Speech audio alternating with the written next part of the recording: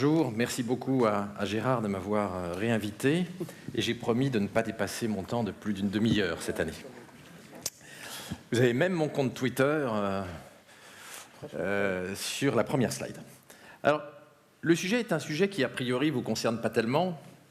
Je vais vous parler de neurologie, je vais vous parler du cerveau, mais ma conviction c'est que, en réalité, la neurorévolution qui est en cours, la révolution dans notre compréhension et dans notre maîtrise, dans notre capacité à bricoler le vivant, vous concerne directement, car votre métier va de plus en plus se séparer de l'IT traditionnel pour devenir un métier de cogniticien dans lequel le code, l'informatique ne sera qu'une pièce et aura fusionné avec les sciences du cerveau.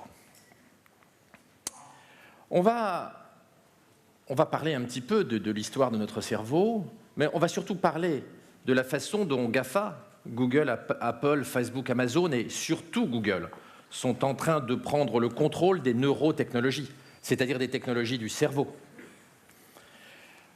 Par leur maîtrise des technologies NBIC, ils deviennent les maîtres de la compréhension, du bricolage et de la manipulation, au sens noble du terme, du cerveau. Bien sûr, cela pose quelques petits problèmes de business model et beaucoup d'industriels, notamment européens, ont tendance à se voir dans la peau du pingouin qui tombe dans la gueule de l'orque, qui est très très astucieusement situé avec le bon business model, comme vous pouvez le constater. Et puis on parlera aussi des problèmes éthiques, parce que manipuler le cerveau, hacker le cerveau, pose évidemment des problèmes éthiques, moraux, philosophiques, politiques, absolument majeurs. Le cerveau, c'est la dernière frontière. C'est l'ultime frontière. C'est la chose la plus importante au XXIe siècle. Notre maîtrise du cerveau, elle s'améliore. Ça ne marche pas, les slides. Notre maîtrise du cerveau, elle s'améliore et nous commençons à comprendre son fonctionnement. Ce qui est clair, c'est que le neurone a 550 millions d'années. Les premiers neurones sont arrivés au moment de l'explosion du Cambrien, dont vous voyez un fossile là, alors que le transistor n'a que 60 ans et la loi de Moore 50 ans. L'évolution du neurone est extrêmement lente. En 550 millions d'années, le neurone n'a pas beaucoup bougé. Bien sûr, le cerveau humain est l'objet le plus complexe de l'univers connu. Mais c'est lent, 550 millions d'années. Alors que le transistor, en 60 ans, c'est-à-dire 10 millions de fois moins, se rapproche des performances du cerveau humain. Les neurosciences, l'informatique sont en train aujourd'hui de converger progressivement. Et c'est en cela que vous allez devenir des ingénieurs du cerveau, des cogniticiens, bien davantage que des codeurs. Vous connaissez tous l'histoire. On a commencé par Turing, ce génial inventeur de l'informatique moderne. On est passé par Moore, et vous savez que la puissance des serveurs informatiques a été multipliée par 1 milliard sur les 31 dernières années. L'évolution de la puissance informatique est spectaculaire, je ne vous apprends rien. La connaissance du cerveau, elle est plus récente. L'homme neuronal, Changeux, c'est il y a 30 ans, et puis Edelman, la découverte de comment fonctionne l'âme et la conscience et comment l'âme est produite par les neurones, c'est 92. Edelman a eu le prix Nobel. Les croyants ont été très choqués, bouleversés. Beaucoup d'ailleurs refusent de croire aujourd'hui encore que c'est le neurone qui produit l'âme et non la transcendance. Aujourd'hui, un certain nombre de programmes en Amérique du Nord et en Europe cherchent à comprendre le fonctionnement du cerveau humain et notamment le connectome, c'est-à-dire de comprendre comment fonctionne l'organisation des 100 000 milliards de synapses qui connectent nos 100 milliards de neurones. Et on estime que la compréhension du connectome, c'est-à-dire de toutes nos synapses, nécessite une puissance de l'ordre du zétaflop, c'est-à-dire une puissance que l'on atteindra vers 2029-2030 si l'on en croit les prophéties d'Intel. Nous rentrons dans le XXIe siècle qui est fondamentalement le siècle du neurobusiness. Le XXIe siècle est le siècle du neurobricolage et du neurobusiness. La majeure partie du business mondial, c'est un neurobusiness, c'est un business du cerveau. Et Google fait partie du business du cerveau, c'en est même le leader mondial.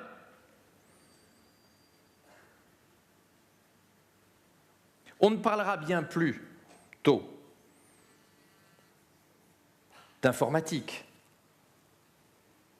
On parlera de cognitique, de science du cerveau, et l'informatique ne sera qu'un petit morceau de la cognitique. Un ordinateur et un cerveau, c'est différent. Le cerveau est massivement parallèle, ce qui n'est pas le cas des ordinateurs, vous le savez bien, mais fondamentalement, un ordinateur fait de viande, c'est ça un cerveau. Un cerveau, c'est un ordinateur fait de viande, avec un mode de fonctionnement un peu particulier, mais qui, in fine, est un mode de fonctionnement binaire quand même.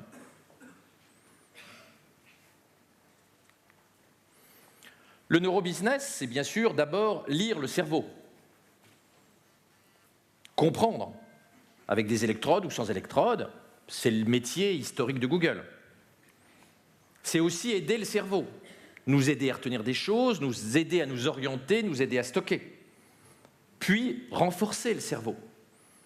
Et puis après, fabriquer du cerveau biologique, et on va voir que c'est quelque chose qu'on commence à faire, de fabriquer du cerveau en éprouvette, et puis de fabriquer du cerveau siliconé, c'est l'intelligence artificielle. Nous ne sommes qu'au début de l'intelligence artificielle, mais le XXIe siècle est encore long. C'est également réparer le cerveau, sélectionner les cerveaux, interfacer le cerveau avec des composants électroniques, ce qu'on appelait jadis cyborg, et que l'on appelle aujourd'hui de noms plus poétiques. Et puis bien sûr, transférer le cerveau sur des microprocesseurs. Et vous savez tous que c'est l'obsession des dirigeants de Google.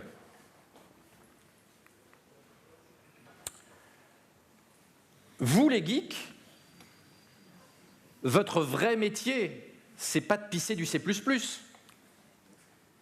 c'est d'être neurohacker. Le code, on s'en fout. Ce qui compte, c'est le code qui modifie le cerveau, qui modifie le cerveau biologique, qui agit sur le cerveau biologique, mais qui agit aussi sur les cerveaux non biologiques. Beaucoup d'entre vous ici passent le plus clair de leur temps à essayer de convaincre Google de bien crawler les pages qu'ils ont produites. C'est bien une forme particulière de neurohacking. C'est la façon de hacker l'intelligence artificielle embryonnaire qu'est Google. Vous êtes fondamentalement des neurohackers et je suis étonné qu'une profession aussi moderne et aussi prospective que vous l'êtes n'ait pas encore compris qu'elle va devoir s'intéresser à la neurologie et aux sciences du cerveau et que son métier va radicalement changer parce que la fabrication du code traditionnel va être très largement autonomisée. La révolution de l'automation et de la robotique au XXIe siècle ne concerne pas que les livreurs et les ouvriers, elle concerne aussi le monde de l'IT, qui va devoir migrer vers des fonctions de neurohacker et qui probablement demain ne pissera plus de code. Pisser du code n'étant pas du tout péjoratif, hein, je suis comme vous un geek, donc c'est très noble de pisser du code. Mais c'est un métier qui va disparaître sur 10 à 30 ans.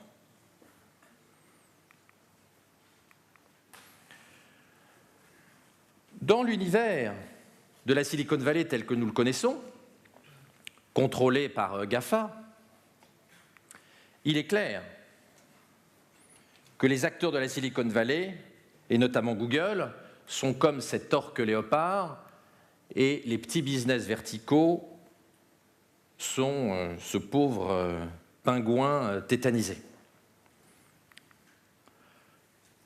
La Silicon Valley au sens large du terme, et Google en particulier, ont égorgé beaucoup de métiers et ils vont continuer. D'ailleurs, chez Leclerc, ils sont restés le cul par terre quand ils ont réalisé dans la dernière enquête Saatchi qu'Amazon est plus aimé et plus respecté que Leclerc en France maintenant. Parce qu'Amazon maîtrise mieux les neurotechnologies et a un meilleur moteur informatique que le site leclerc.com. D'autres métiers demain seront menacés, tous les métiers de l'automobile avec la Google Car, et je ne vous parle pas d'AXA qui pourrait être balayé rapidement au jeu du Googleopoly. Regardons un petit peu le monde sous un jour différent de celui sous lequel on le regarde d'habitude. Il y a un choc technologique en cours. Autour des NBIC, bien sûr, avec des lois exponentielles, la loi de Moore n'en étant qu'une. Autour de Google, surtout, qui, imprégné d'une idéologie transhumaniste, change toutes les règles du jeu. Dans l'informatique, mais aussi dans l'aéronautique, dans le monde spatial, dans le monde automobile et maintenant dans le monde de la santé. Ce choc est un choc majeur. Nous l'avions, avec mon ami David Angevin, il y a quelques années, prévu dans un livre d'anticipation, Google Démocratie. Cette prophétie d'un Google totipotent se réalise aujourd'hui. Les NBIC sont aujourd'hui contrôlés globalement par Google. Google a commencé par l'informatique et les sciences cognitives, et puis maintenant il est rentré massivement dans les nanobiotechnologies, avec Calico qui se fixe comme objectif d'augmenter l'espérance de vie humaine. La valeur économique est en train de migrer des différents secteurs, du médicament, de la distribution, de la finance, vers le data mining, le big data, les NBIC, les algorithmes. L'algorithmique est un trou noir de valeur particulièrement bien maîtrisé par Google. Dans les 30 à 40 années qui viennent, nous allons voir l'automatisation des métiers intellectuels. Vous avez probablement vu que la Harvard Business Review vient de publier un article qui montre qu'un algorithme choisit mieux un candidat à l'embauche qu'un spécialiste des GRH. L'algorithme coûtant quelques dollars et le spécialiste des GRH 200 000 $ par an.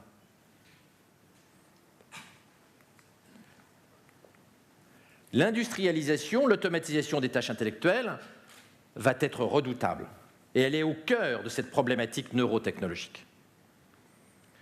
Ce Google démiurge, maîtrisant toutes les technologies, est aujourd'hui incontestablement le leader mondial des neurotechnologies.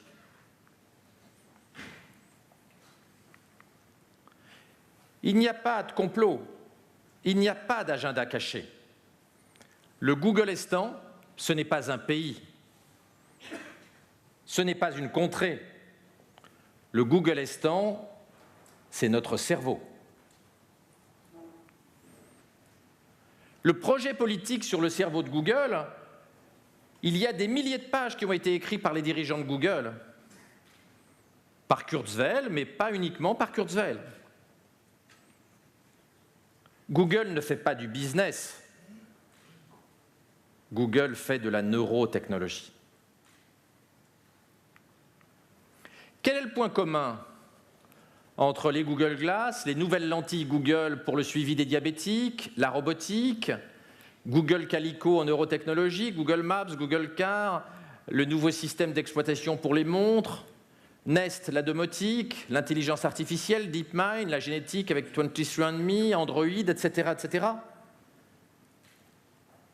Le point commun à toutes les ventures de Google, à tout l'empire Google, c'est le cerveau.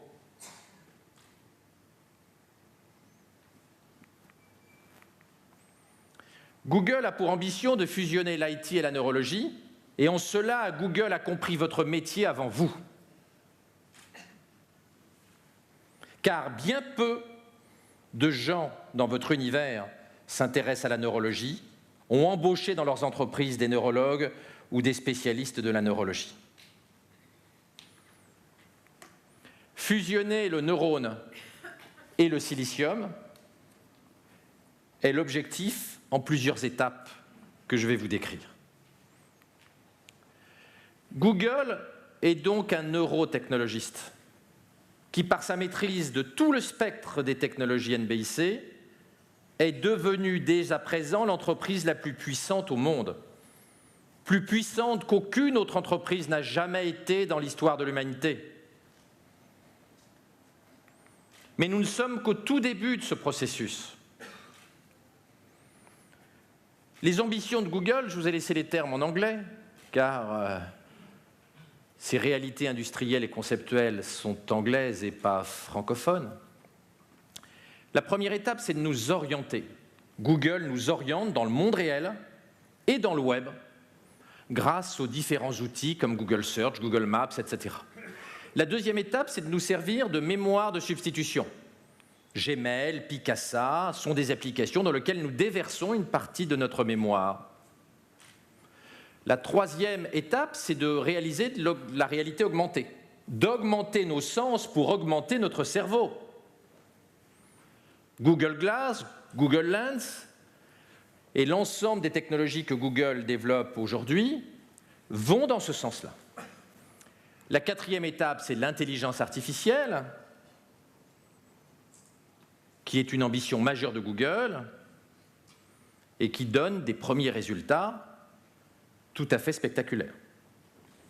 La cinquième étape, c'est la robotique. Et c'est quoi la robotique? La robotique, c'est d'injecter du cerveau dans une structure biomécanique. Et Google, vous le savez tous ici, est devenu le leader mondial de la robotique en rachetant les 8 principales sociétés mondiales de robotique en 18 mois sans que personne s'en rende compte. En préemptant tous les meilleurs ingénieurs de robotique, sans que la concurrence s'en rende compte, sans que General Electric s'en rende compte.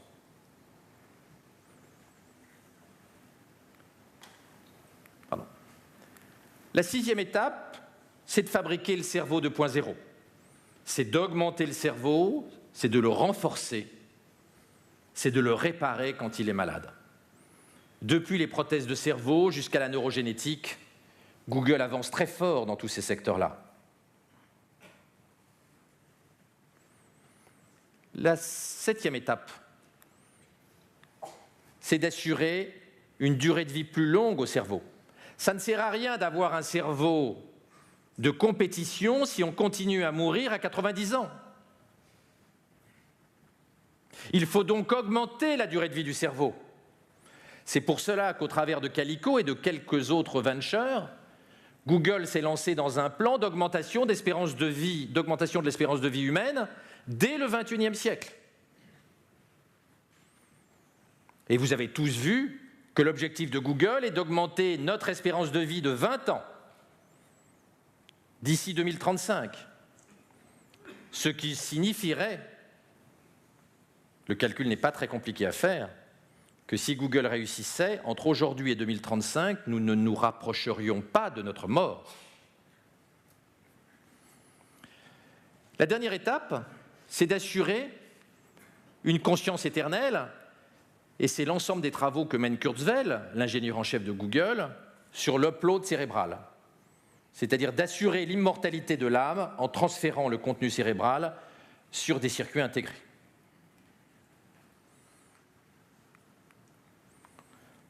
Première étape, nous orienter dans le web, étape que vous connaissez tous, tout le monde se sert de Google ici, au travers du search, au travers de Maps, Google nous oriente donc dans le monde réel et dans le monde virtuel et assure une mémoire éternelle et illimitée, nonobstant le droit à l'oubli. Quand vous tapez Merkel naked, vous récupérez toutes les photos de naturisme de la chancelière Angela Merkel du temps de l'Allemagne de l'Est dans les froides plages autour de Potsdam. Elle a beaucoup grossi depuis. Mais elle était déjà un petit peu plus charpentée que la copine de droite. La mémoire de Google est redoutable. Puis là, le droit à l'oubli va être difficile parce qu'il y a des millions d'Allemands qui l'ont déjà téléchargé, cette photo, depuis Google. D'ailleurs, les jeunes générations ont encore moins de pudeur. Et quand vous voyez les centaines et centaines et centaines de milliers d'ados qui se photographient nus et mettent ça sur Internet, on peut être inquiet sur ce qu'ils penseront de leurs propres selfies quand ils auront 40 ans. La CNIL n'a pas fini d'avoir des sueurs froides. Alors, en tant qu'urologue, en tant que chirurgien urologue,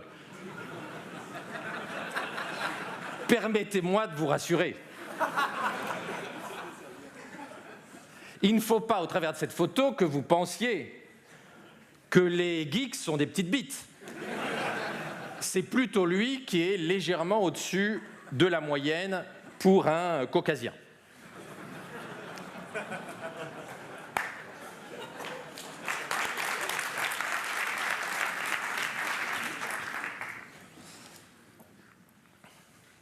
Maintenant, pour que demain, Google Maps et Google Earth soient en réel, vous avez vu que la semaine dernière, Google a racheté un gros fabricant de satellites, ce qui fait qu'il y aura demain plein de satellites et qu'au lieu d'avoir les images de son jardin d'il y a 2 ans, on aura des images temps réel de la Terre, ce qui risque de rendre difficile les 5 à 7 chez sa maîtresse.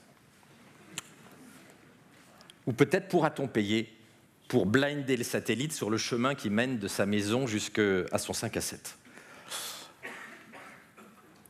D'ailleurs, sur les satellites, Tom Enders, le patron d'Airbus, s'est beaucoup inquiété de l'entrée dans le domaine de l'aéronautique et des satellites de Google dans une interview la semaine dernière. Deuxième dimension, mémoire de substitution. Plein d'applicatifs de Google nous permettent de stocker des informations. Vous les connaissez toutes. Nous ne sommes qu'au début de cette mémorisation par procuration. Troisième étape, la réalité augmentée. La Google Glass, c'est de la neurotechnologie, ce n'est pas de l'informatique. Ça vous envoie les informations directement sur la rétine. Et vous savez, la rétine, ça fait partie du cerveau, ce que les gens ne savent pas. Les cellules rétiniennes sont des neurones. Les lentilles dont j'ai parlé tout à l'heure chez les diabétiques, et vous avez tous vu le dernier brevet de Google pour des lentilles intelligentes de type un peu Terminator que Google a déposé il y a quelque temps. Au-delà de la dimension visuelle, Vint Cerf, qui est le cofondateur du web et qui est un cadre dirigeant important de Google, expliquait il y a peu dans un canard où il était interviewé que les implants intracrâniens qu'on utilise aujourd'hui notamment chez les enfants sourds, on met une électrode à l'intérieur du crâne quand les enfants sont sourds, que c'était mieux que l'audition normale parce que ça permettait d'entendre les ultrasons qu'on n'entend pas avec une oreille normale. Et il préconisait que nous, les gens qui n'avons pas de problème d'audition, nous réfléchissions à l'opportunité de nous mettre des implants pour mieux entendre. Vous voyez que l'idée transhumaniste que l'on peut augmenter nos sens par la technologie n'en est qu'à ses débuts chez Google. Ça, c'est pas Google, c'est Facebook, mais si on prend l'écosystème de la Silicon Valley au sens large, Facebook, avec l'Oculus, a également franchi un pas important dans cette direction. Personnellement, Oculus me donne mal au cœur, mais j'espère que les prochaines versions seront mieux. Quatrième dimension, l'intelligence artificielle.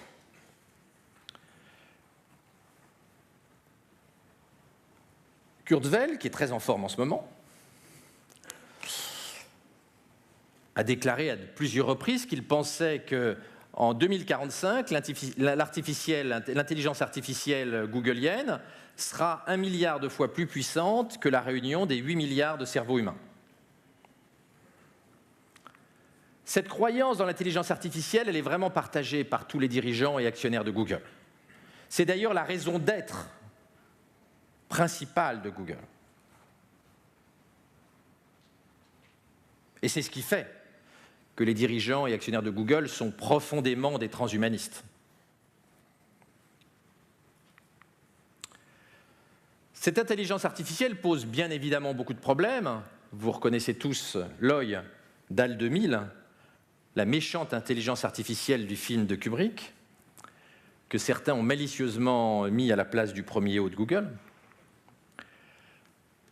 Les questions posées par l'intelligence sont nombreuses, ça dépasse le cadre de cette conférence. En tout cas, il faudra bien qu'il y ait une réflexion sur l'intelligence artificielle. Google commence d'ailleurs à le comprendre et vient de créer un comité interne à Google, un comité d'éthique de réflexion sur l'intelligence artificielle. Jusqu'où peut-on aller? Quelles limites faut-il mettre à l'intelligence artificielle pour éviter qu'elle ne devienne toxique pour l'homme? Faut-il l'interfacer avec le tissu cérébral biologique? Voilà les questions auxquelles Google réfléchit aujourd'hui en interne. Cinquième dimension, la robotique. Donc Google a fait une razzia sur la robotique. Et c'est là où on voit que Google voit bien le futur. Car aujourd'hui, tout le monde est convaincu que nous sommes rentrés dans l'ère de la robotique 2.0. Mais quand Google a commencé en cachette à racheter toutes les belles boîtes de robotique, personne n'y croyait.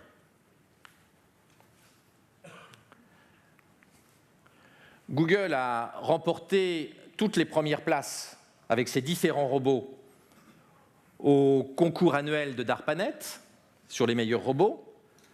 Certains robots de Google sont androïdes, humanoïdes, d'autres sont à quatre pattes, ils sont de différentes formes. Une bonne partie de ces robots sont vendus à l'US Army. Google est aujourd'hui un fournisseur important des militaires et la plupart de ces robots sont en fait des robots militaires. Après l'ère des drones, voilà arrivé le soldat militaire robotisé. Le sujet commence à faire la une des médias et The Economist en a fait un dossier absolument remarquable il y a quelques semaines. Quand on parle de robotique, on ne peut pas ne pas parler de la Google Car. La Google Car, c'est un robot. C'est un robot particulier, mais c'est un robot qui s'améliore chaque semaine. Et aujourd'hui, la Google Car est capable de repérer quand un cycliste tend le bras et de penser qu'il va tourner vers la gauche.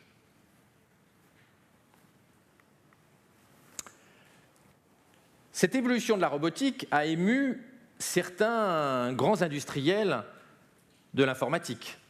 Bill Gates a donné il y a peu une interview, donc comme je vous disais tout à l'heure, où il s'inquiétait du fait que la plupart des métiers allaient être remplaçables par des automates. Et il a d'ailleurs prédit qu'en 2035, il n'y aurait plus d'infirmières et qu'elles auraient été remplacées par des automates de nouvelle génération. Des problèmes éthiques se posent. Le VP de Qualcomm a posé la question. Si nous arrivons à avoir des robots ayant un début de conscience, est-ce qu'il serait éthique de les débrancher ou non éthique? Et certains théoriciens de la Silicon Valley commence à parler d'un racisme envers l'intelligence siliconée. Racisme de l'intelligence carbonée, biologique, nous, à l'égard de l'intelligence siliconée des robots et de l'intelligence artificielle. Et dans la Silicon Valley, certains considèrent qu'il est aussi honteux pour un humain biologique de mépriser l'intelligence artificielle que pour un blanc en 1850 en Louisiane, de mépriser un black. Sixième axe de l'escalier neurotechnologique de Google, le cerveau 2.0. La sélection des embryons, la réparation du cerveau, la neurogénétique, les nanorobots, les neuroprothèses. Wojcicki est l'ex-femme du cofondateur de Google, Sergey Brin. Elle dirige 23andMe, qui est une filiale minoritaire de Google, qui fait de la génétique. 23andMe a obtenu l'US patent 8 543 339 B2, qui, comme vous pouvez le voir, et s'il y en a que ça intéresse, je peux le renvoyer en PDF, donne à Google, à la filiale de Google, le monopole de la sélection des embryons sur la page génétique. Comment fabriquer des plus beaux bébés et comment fabriquer des bébés plus intelligents par analyse génétique. C'est du lourd. Le bébé ingénierie commence à germer, d'ailleurs c'est déjà des grosses graines, dans la Silicon Valley. C'est un bébé, hein, enfin un petit bébé. En matière de prothèses, au-delà des implants cochléaires dont on parlait tout à l'heure, des implants intracérébraux, de la rétine artificielle, des bras bioniques, des progrès importants arrivent. Et Kurzweil va plus loin, puisque à Vancouver, il a déclaré « En 2035, nous serons connectés à l'Internet et au cloud computing par l'intermédiaire d'implants intracérébraux. » Et il dit lui-même que cela permettra un bond extraordinaire équivalent à des millions d'années d'évolution, grâce à la fusion entre l'intelligence biologique et l'intelligence artificielle. Ce qui lui fait dire que Google nous connaîtra mieux que notre conjoint, et sans doute mieux que nous, et que Google pourra répondre à nos questions avant que nous les ayons posées. Pour la partie AdWords de Google, ce sera quand même extrêmement pratique pour être sûr qu'on va bien acheter dans un magasin qui a passé contrat avec Google le produit que l'on cherchait. Kurzweil, à Vancouver, a expliqué longuement qu'il fallait que l'humanité se prépare à ces implants intracérébraux et soit prête à arriver à gérer cette pensée hybride. Cette pensée où on a encore une partie d'intelligence biologique, mais où on a déjà une partie d'implants électroniques, et d'arriver à gérer en parallèle ces deux pensées, cette pensée hybride que nous aurons à partir de 2035. La question de savoir comment nous allons rester dans la réalité, dans ce monde-là, se pose de la même façon que nous voyons qu'il y a un petit décalage entre demi-mours dans la rue et demi-mours dans les magazines après 3 heures de Photoshop. On peut se demander jusqu'où nous devons accepter que les neurotechnologistes nous emmènent dans un monde très différent du monde auquel nous sommes habitués.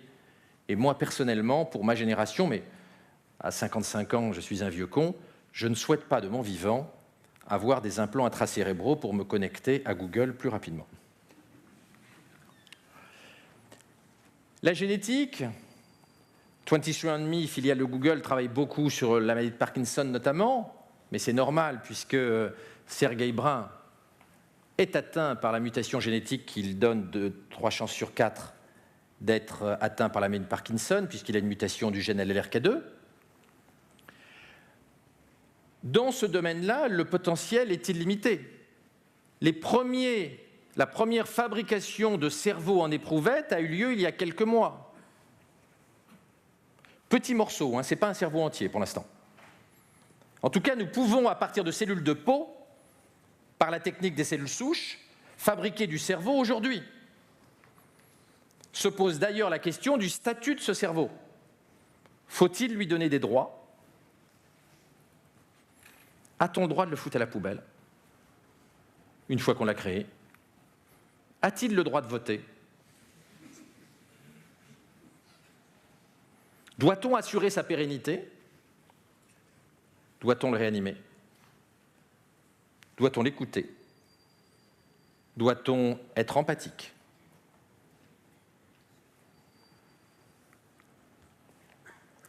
De même, en matière de thérapie génique, les progrès sont spectaculaires. Nature, la plus grande revue scientifique au monde, a récemment publié l'histoire de ces 2 petits singes qui ont, grâce aux nouvelles enzymes nucléases qui permettent de couper l'ADN et remplacer un morceau d'ADN de façon ultra économique, ont été de façon multiple génétiquement modifiés avec de nombreuses modifications de leur ADN ce qui ouvre la porte demain à des modifications des parties de notre ADN qui codent pour l'organisation de notre tissu cérébral. Les neurotechnologies nous font rentrer dans une problématique biopolitique majeure. Jusqu'où doit-on aller? Comment préserver notre humanité 2.0? On parlait tout à l'heure des brevets de sélection génétique de la filiale de Google, mais les problèmes d'eugénisme se posent aujourd'hui. Dans un pays comme la France, on supprime déjà 97% des enfants trisomiques dépistés. Demain, on va connaître non pas seulement la trisomie 21 génétiquement, mais on va connaître, grâce à des nouvelles techniques de séquençage, la totalité du patrimoine génétique de nos enfants. Le sujet préoccupe beaucoup aux États-Unis, mais quand on voit ce que déclare le responsable chinois du programme de séquençage des surdoués, c'est-à-dire que le fait que la Chine est prête aujourd'hui à utiliser ces nouvelles connaissances dans la détermination des variations génétiques qui favorisent les QI élevés pour faire de l'eugénisme positif cette fois-ci, c'est-à-dire sélectionner les embryons qui vont donner des enfants à QI élevé, on s'interroge sur la façon de réguler ce pouvoir démiurgique extraordinaire qui est donné à l'humanité en général et aux entreprises maîtrisant les neurotechnologies en particulier. 7e étape.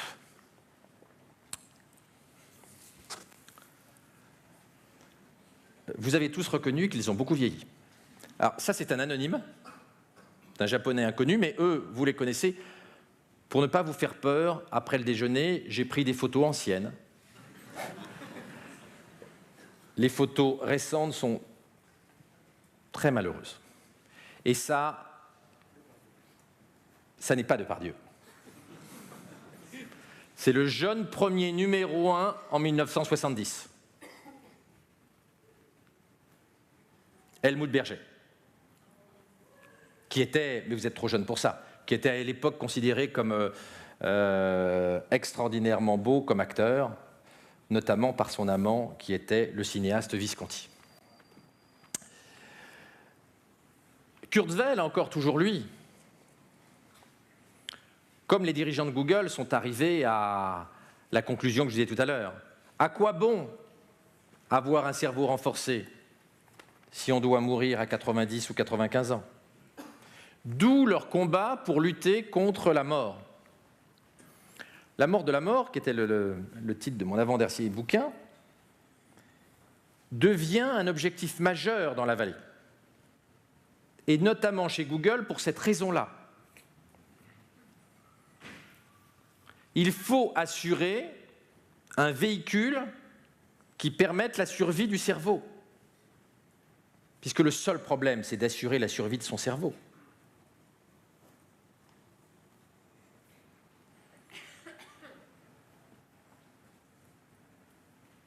Google souhaite augmenter rapidement notre espérance de vie. Je vous le disais tout à l'heure, 20 ans d'ici 2035. Les médias américains s'interrogent très sérieusement, est-ce que Google va pouvoir résoudre le problème de la mort? Je ne vous fais pas de dessin. Si Google réussit dans les nanobiotechnologies, ce n'est pas uniquement le business des liens sponsorisés qui en est modifié, c'est notre humanité tout entière qui est bouleversée.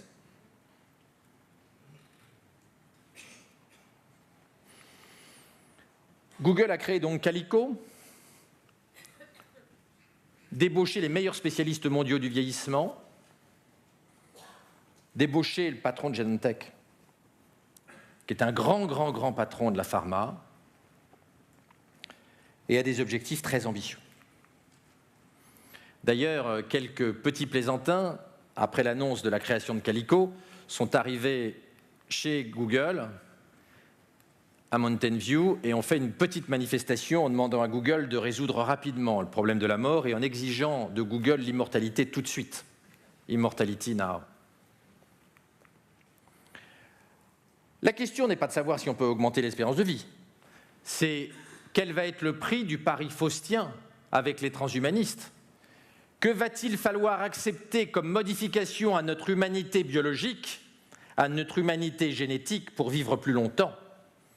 Et la question sera bien, préférons-nous vivre 85 ans en restant des humains 1.0 ou voulons-nous vivre 200, 300, 500 ans en étant biologiquement modifiés, c'est-à-dire transhumains?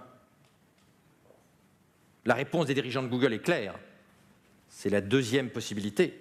Mais l'ensemble de l'humanité n'est pas forcé de choisir cette solution technologique, notamment les croyants, qui pensent qu'il n'est pas raisonnable de s'opposer au dessein de la transcendance.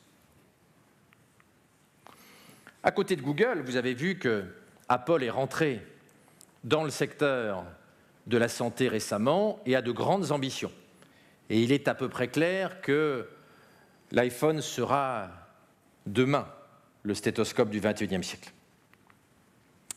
8e étape, le plus troublant pour les vieux de ma génération. Ça, je pense que vous avez tous reconnu ce que c'est. Schumacher.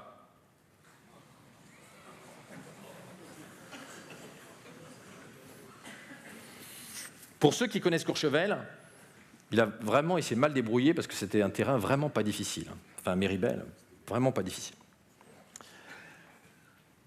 Même si on vit longtemps, il peut y avoir un accident. Et donc, notre cerveau peut mourir ou être... Schumacher n'est pas mort, mais il aura très probablement au moins des séquelles importantes. Et donc, pour assurer la pérennité de notre cerveau, il faut un backup.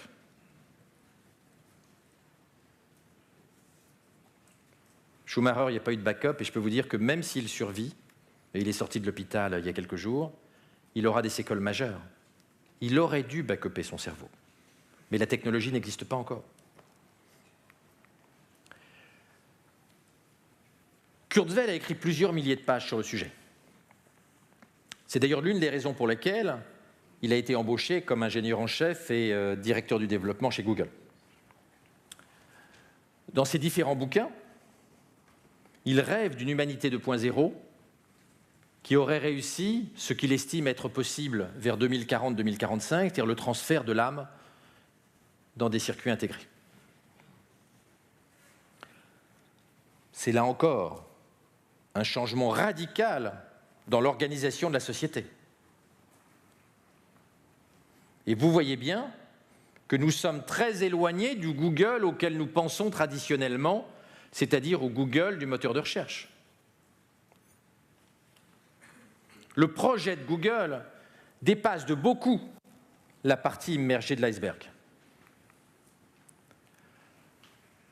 Là encore, les médias américains prennent tout ça très au sérieux et Time se fait régulièrement l'avocat des thèses de Kurzweil sous une forme qui, personnellement, ne me plaît pas beaucoup parce que je ne m'imagine pas tellement avec un tuyau en titane dans la nuque. Qui voudrait ça? Personne. Vous voyez, on est une génération perdue pour la technologie.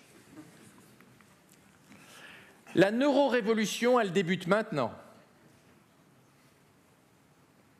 La technologie est là et l'idéologie transhumaniste est là. Et des entreprises dotées de moyens quasi illimités sont là. Le projet de Google, finalement, c'est de s'appuyer sur les NBIC pour développer une vision transhumaniste de l'humanité, neurotechnologique, avec un vrai messianisme politique. Le business n'est pas le problème. Le problème, c'est changer l'homme. Lisez bien ce qu'ont écrit les dirigeants de Google. Ils sont messianiques. Ce ne sont pas seulement des entrepreneurs. L'opinion va adorer. Qui va refuser de vivre plus longtemps et d'avoir un cerveau augmenté? Presque personne. Même la plupart des croyants vont vouloir être augmentés. La bataille entre le neurone et le silicium, elle est très incertaine. Mais il est clair qu'à l'horizon de quelques dizaines d'années, le cerveau biologique aura perdu la bataille. et les questions qui se posent sont des questions vertigineuses. Et Google, de par son action, nous fait nous poser des questions politiques et philosophiques vertigineuses que l'on n'imaginait absolument pas il y a seulement 10 ans.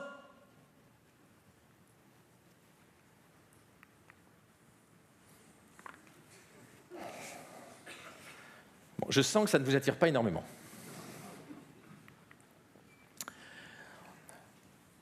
De l'utopie googolienne à la dystopie, c'est-à-dire l'anti-utopie, mélange de 1984 d'Orwell, du Meilleur des mondes, d'Huxley, de Minority Report et de Gattaca, il n'y a qu'un pas.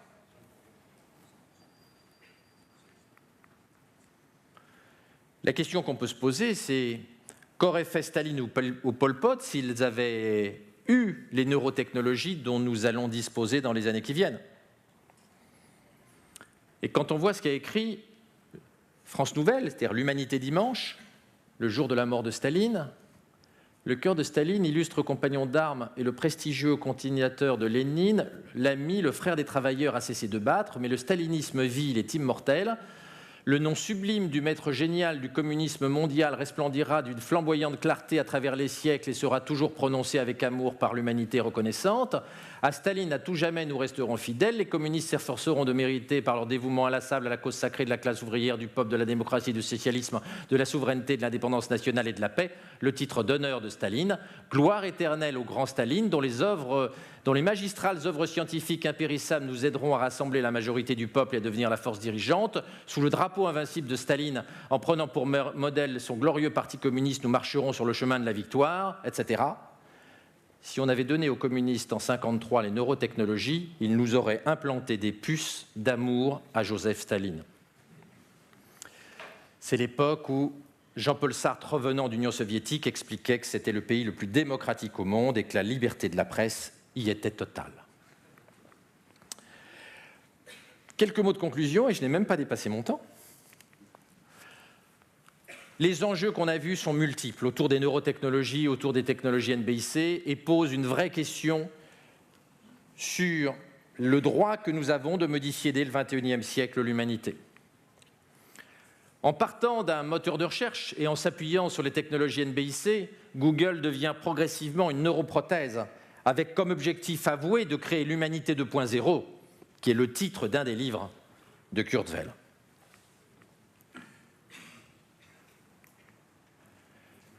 Google est plus proche d'une église que du Nasdaq.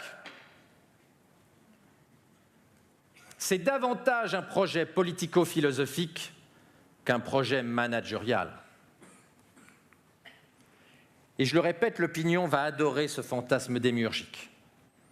Donc la régulation ne va pas être simple. Ce monde sera-t-il la mort de la mort ? Va-t-il être la mort de l'argent ? Quel sens l'argent a dans une civilisation où l'intelligence artificielle a gagné ? Est-ce la mort de l'homme 1.0 ? Est-ce la mort, sans doute, du clivage droite-gauche pour laisser la place à un clivage bioconservateur contre transhumaniste ? Humain 1.0 contre humain 2.0 ? En tout cas, des inquiétudes se font jour aujourd'hui.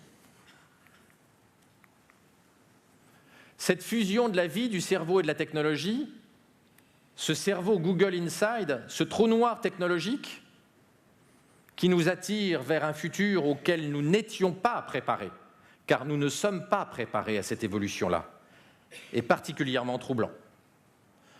Le fondateur de DeepMind, grande entreprise d'intelligence artificielle qui a été rachetée il n'y a pas longtemps par Google, le fondateur de DeepMind a déclaré « L'intelligence artificielle peut exterminer l'humanité dès le XXIe siècle ». C'est d'ailleurs l'une des raisons qui a poussé Google à créer un comité d'éthique sur l'intelligence artificielle. De même, Hawking, vous l'avez probablement vu, a écrit une lettre au Guardian avec plusieurs amis physiciens et prix Nobel, dans lequel il s'inquiète du risque majeur que prend l'humanité avec l'intelligence artificielle dans les 30 à 40 années qui viennent. Ce siècle est vertigineux. Bien sûr, nous pourrions peut-être espérer qu'il y ait un nouveau tremblement de terre à San Francisco, comme au début du siècle dernier, et que la Silicon Valley soit rayée, mais cela ne ferait que retarder l'utilisation de ces technologies de quelques années. Cela ne changerait pas grand-chose à notre rendez-vous avec la technologie.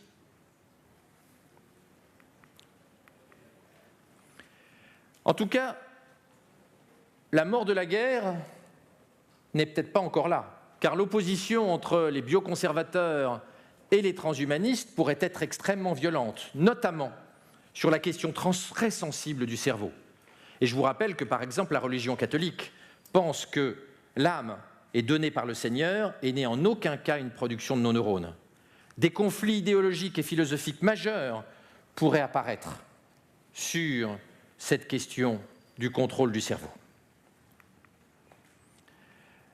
Bill Joy, le fondateur de Java et de Sun, écrivait il y a déjà 14 ans, en 2000, « Pourquoi le futur n'a pas besoin de nous ?» dans lequel il s'inquiétait déjà de ces technologies-là et il craignait qu'elles ne signifient la fin de l'homme. Nous sommes un peu dans la position de cet Ukrainien qui monte à entre 100 et 500 mètres de hauteur sur les immeubles et s'accroche avec soit un doigt, soit deux doigts, soit trois doigts, soit quatre doigts pendant que son copain le photographie. Nous sommes dans une situation vertigineuse, non pas au sens matériel du terme, mais au sens philosophique du terme. La neuropolitique, c'est-à-dire la politique du cerveau, va devenir le seul enjeu du XXIe siècle. Que faisons-nous de notre cerveau ? Quelles limites donnons-nous à notre pouvoir démiurgique sur notre cerveau et sur l'intelligence artificielle ? Il va falloir traiter et adresser beaucoup d'enjeux. La neurogénétique, la neuropolice, la neurojustice. La justice aurait-elle le droit de lire dans nos cerveaux lorsque nous serons implantés ? La neuromédecine, le neuromarketing, la neurogéopolitique. Que deviendraient les pays qui font de la sélection des embryons sur place intellectuelle, enfin, tout du moins ceux qui refuseraient de faire de la sélection d'embryons face aux pays qui accepteraient de faire de la sélection d'embryons sur la base du QI futur. Il y a là une espèce de neuro-guerre géopolitique en puissance, perdue d'avance par ceux qui refuseraient la sélection, quoi qu'on y pense d'un point de vue moral et politique. La neuromanipulation, le neuro-announcement, le neuro-hacking, les neuro-implants, la neurothéologie, la neuroéthique, la neuroéducation, toutes ces technologies vont demain être utilisées à l'école. Dans la guerre mondiale de l'intelligence qui est en cours, beaucoup de pays se serviront de ces technologies-là pour augmenter les capacités demain de leur future population. La neurosélection. Et enfin, la neurodictature. Et je le répète, l'un des grands enjeux, c'est d'assurer la démocratie neurologique qui devient le premier droit de l'homme, puisque la préservation de notre libre arbitre, la sécurité de notre cerveau est bien au XXIe siècle l'essentiel, et une dictature qui prendrait le contrôle de notre cerveau serait une dictature éternelle que l'on ne pourrait pas abattre, contrairement aux dictatures du XXe siècle qui ont finalement pris fin. Je vous remercie.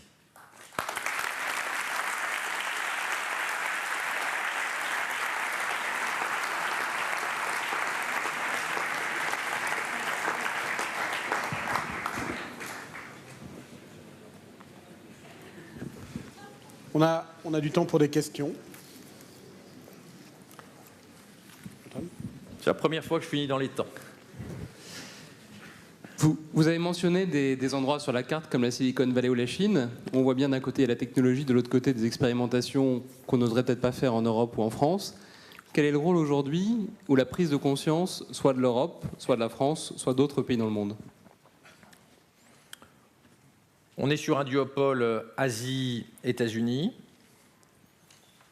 Les gens réfléchissent beaucoup à ça en Chine, bien sûr, en Corée, aux États-Unis et notamment Boston et puis la côte ouest.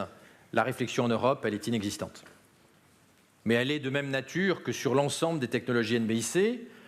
Ce n'est pas à l'agenda des politiques. On est sur une vision à plusieurs années. Les politiques en Europe sont face à des agendas de très court terme, ils ne s'intéressent donc très très peu à la technologie.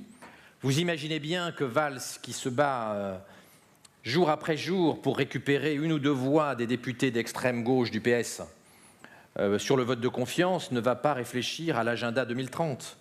Donc effectivement, cette réflexion est absente de l'agenda des élites politiques européennes et en France en particulier. Je vous rappelle par ailleurs ce que je vous disais l'année dernière, dans un pays où le président de la République en 2014 n'a toujours pas d'ordinateur sur son bureau, il est peu probable que les enjeux NBIC soient compris au sommet de l'État. Vous pouvez vérifier, hein. Même sur Paris Match. Quand il y a des photos d'Hollande, vous verrez, il n'a pas d'ordinateur sur son bureau. Oui, bonjour. Deux questions. Quelles sont les limites que vous voyez à ces évolutions? Juste peut-être deux à pointer. Un, le cerveau qui, humain, biologique, semble évoluer beaucoup plus lentement que l'ensemble de ces nouvelles technologies. Donc, quelles sont les limites qu'il va avoir dans sa coexistence avec cette technologie? Et la deuxième, c'est pourra-t-on aller jusqu'à ressusciter les morts à partir du moment qu'on a encore leur ADN? Alors non, on ne va pas ressusciter les morts parce que dans notre ADN, il n'y a pas le contenu de notre cerveau. Il y a dans notre ADN un nombre important des caractéristiques de notre cerveau. Mais les souvenirs que l'on a, on ne l'a pas dans l'ADN. Donc pour faire ressusciter les morts, il faudrait à la fois faire un clone de l'individu mort et en plus réinjecter sa mémoire et sa conscience qu'on aurait dans un premier temps uploadé selon la technique kurzweilienne. Ça paraît plus difficile, ça ne paraît pas accessible en tout cas avant 2060-2070.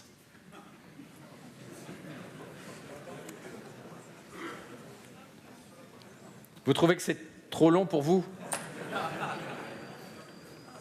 Il n'y a pas très longtemps, un industriel français important que je ne citerai pas m'engueule. Parce que dans La mort de la mort, j'explique que la mort de la mort, c'est pour dans 2 générations. Et lui, qui est très riche et très puissant, il ne comprend pas pourquoi il n'a pas droit à l'immortalité. Et il trouve ça profondément injuste. Donc il est clair que nous allons avoir, par rapport à toutes ces technologies, une vraie cassure. Ma génération à moi est probablement l'avant-avant-dernière à mourir. Ou l'avant-avant-avant-dernière. Il y a une injustice fondamentale entre ceux d'avant et puis ceux d'après. Mais c'est comme ça. C'est la plus grande injustice de tous les temps. Et il faut l'assumer. D'ailleurs, c'est l'une des raisons de l'accélération de Google dans la lutte contre la mort et le vieillissement. C'est que les deux dirigeants de Google, parmi les gens les plus riches au monde et de façon certaine, les 2 hommes les plus puissants au monde aujourd'hui, ont 40 ans et voient arriver la mort et ils aimeraient bien être immortels.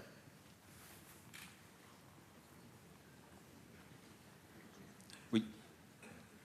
Bonjour. Oui. C'est par là. Merci pour cette belle présentation. Votre conclusion, je la prends plus comme une mise en garde. Est-ce qu'à votre avis, on est sur une tendance positive, salutaire et plutôt florissante pour l'humanité, ou vraiment on est sur une tendance autodestructrice et pleine de chaos? Merci. Il est absolument impossible de répondre à cette question. Il n'y a pas de raison qu'il y ait dans les décennies qui viennent qu'il n'y ait plus de salauds. Il n'y a pas de raison qu'il n'y ait plus de Pol Pot ou de Staline. Si une dictature s'installait avec les outils dont nous venons de parler, nous pourrions effectivement être en dictature éternelle. Donc ce serait un scénario profondément noir. D'un autre côté, le potentiel des technologies NBIC, il est formidable. Un peu effrayant pour ma génération, qui n'est pas préparée à ça. Mais d'augmenter l'espérance de vie, d'augmenter nos capacités est quelque chose de plein de promesses. Donc, je crois qu'il n'est pas possible aujourd'hui d'imaginer de façon très fine les scénarios qui vont se dérouler. Ce qu'on peut dire, c'est que le potentiel de la technologie, il est infini et qu'il n'y a aucune limite technologique. Il peut y avoir des limites politiques et philosophiques, mais en tout cas, il n'y a pas de limite technologique. Tuer la mort n'est pas très compliqué. Renforcer le cerveau n'est pas très compliqué. Interfacer le cerveau avec des composants électroniques, on le fait déjà dans la maladie de Parkinson, on pourra le faire demain chez les gens qui ne sont pas atteints de pathologie. Tout ça, ça n'est plus de la science-fiction. C'est de la médecine réalité à quelques années d'entre nous. La science-fiction aujourd'hui, il en reste. On ne peut pas dépasser la vitesse de la lumière et on ne peut pas voyager dans le temps vers le passé. C'est ça la vraie science-fiction. Tout ce dont on a parlé, ce n'est pas de la science-fiction, c'est la science du XXIe siècle. C'est déjà là. Donc tout ça, c'est fastoche. En revanche, d'aller sur Alpha du Centaure en 15 minutes paraît un peu compliqué compte tenu de notre connaissance actuelle des lois de la physique. Alors, comme d'habitude, la technologie, elle est en fait neutre. Elle n'est ni positive ni négative. Aucune technologie n'est soit positive ou négative. C'est une banalité, elle dépend fondamentalement de l'utilisation qu'on en fait. Le point important, à mon avis, c'est qu'aujourd'hui, il faut qu'il y ait une prise de conscience de la société civile et il faut qu'il y ait une discussion. Je ne partage pas le point de vue des transhumanistes qui pensent qu'on peut faire passer la révolution NBIC en général et la neurorévolution en catimini et qu'il ne faut pas réfléchir politiquement et philosophiquement avant l'arrivée de la vague. Je pense qu'il faut réfléchir. Je ne suis pas certain que nous ayons intérêt dans les 30 ou 40 années qui viennent à être implantés pour faire du brain enhancement. Je ne suis pas sûr qu'on ait intérêt à modifier radicalement notre humanité biologique. Et je pense qu'en tout cas, il faut qu'il y ait un débat politique, philosophique prolongé, sans doute de plusieurs décennies, avant de modifier de façon irrémédiable et irréversible notre humanité. Mais c'est une vision d'un homme de mon âge. Il est probable que mes enfants et mes petits-enfants penseront différemment et auront une vision beaucoup plus décomplexée avec la technologie. D'ailleurs, je me considère comme un geek et mes enfants me considèrent comme un vieux con en technologie. Donc le processus est déjà enclenché. On peut remettre ma dernière slide pour remettre mon adresse Twitter pour les gens s'ils veulent.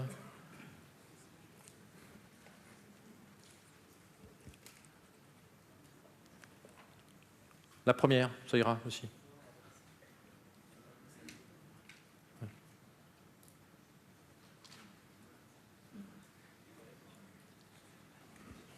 Oui, vous mettez en mode slide. Voilà. Il y avait d'autres questions et c'est fini. T'en as une, toi, Gérard? Non? Alors, tu sais, vous demandez pourquoi il m'appelle Gérard, moi aussi. Oui, alors ça, c'est ancré pour 50 ans. Ancré, c'est parce que je suis mémorisé dans son... Je suis mémorisé, et alors, plus je me trompe, moins je l'appelle François et plus je l'appelle Gérard. Ok. Ah, excusez-moi. Mais C'est terrible. Je vais le graver là. Il me faut vraiment la dernière puce Kurzweil 2.0. Justement, à propos de Kurzweil, merci pour le roman assez fascinant que vous nous avez déroulé. Kurzweil en est un des protagonistes qui revient régulièrement. J'ai cru comprendre qu'il avait un petit problème par rapport aux deux cofondateurs de Google, c'est qu'il est de 25 ans plus vieux. Est-ce que vous pensez que les cocktails de médicaments qu'il se fait préparer tous les jours par quelques millions et qu'il ingère pour ralentir son propre processus de vieillissement lui suffiront? Alors, la réponse est non. Et d'autre part, on sait que les compléments alimentaires et les supplémentations vitaminiques diminuent plutôt l'espérance de vie. Donc je vous déconseille de bouffer de la vitamine tous les jours et des cocktails complémentaires. En fait, ça entraîne une augmentation du stress oxydatif et ça n'est pas bon. Donc là, Kurzweil, il est un peu névrotique par rapport à tout ça et il n'est pas très rationnel. Alors, Kurzweil, vous savez, pense qu'il ne va jamais mourir. D'ailleurs, il a fait des dessins de lui où sur sa tombe, il y a marqué sa date de naissance - never.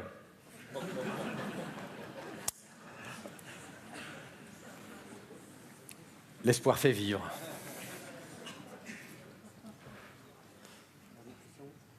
Bonjour, excusez-moi.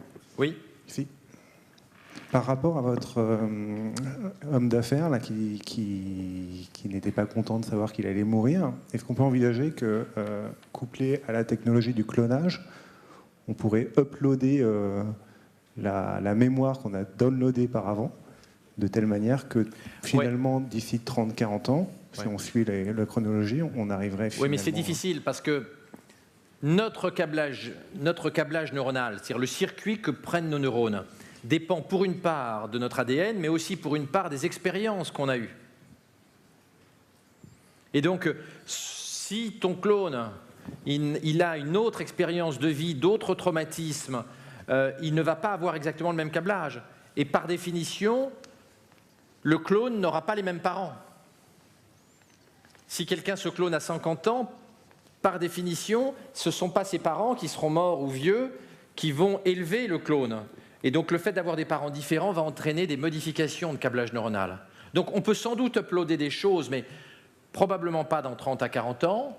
Et de toute façon, on aura des différences liées au fait que notre histoire aura entraîné des modifications plus ou moins importantes du câblage neuronal par rapport à l'individu qui a été cloné. Alors, ça pourrait être changé dans le futur, mais là, on est sans doute plus près du 22e siècle que de 2050. Et je ne suis pas sûr que ce soit un modèle de société ultra souhaitable, mais c'est une autre question. Très bien. Ah, une petite dernière question. Une dernière. Une dernière. On prend sur la pause, hein, mais c'est pas grave. Excusez-moi, je vais essayer de faire vite.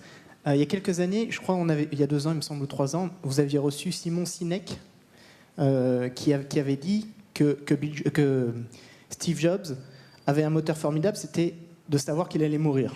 Et que c'est pour ça que dans l'urgence, il a sorti un certain nombre d'innovations rapidement. Si on suit votre raisonnement, finalement, la mort, la fin de la mort, va être aussi le démarrage d'une nouvelle mort créative.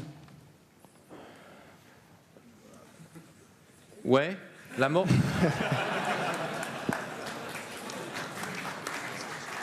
Alors, mon bouquin La mort de la mort est relativement pessimiste, ne présente pas la mort de la mort comme quelque chose de formidable. Mais c'est une crainte qu'on peut avoir. Cela dit, l'espérance de vie à Paris en 1750 était de 25 ans, elle est aujourd'hui de 80 ans. Est-ce qu'on est beaucoup moins créatif aujourd'hui qu'on l'était quand on mourait en moyenne à 25 ans? Je ne crois pas. Je ne crois pas.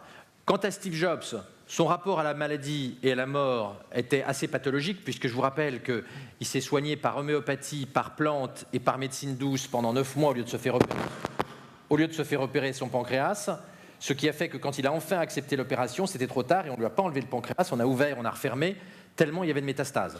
Donc c'était un génie, mais un génie paranoïaque qui n'a pas voulu écouter et qui pensait qu'il était tellement puissant que l'homéopathie allait guérir un cancer du pancréas. Alors, non seulement l'homéopathie est un placebo, ne sert à rien, mais alors, dans la rhinite, c'est pas très grave, mais dans le cancer du pancréas, je vous assure, c'est une très mauvaise idée de se soigner par les médecines douces. Je vous remercie.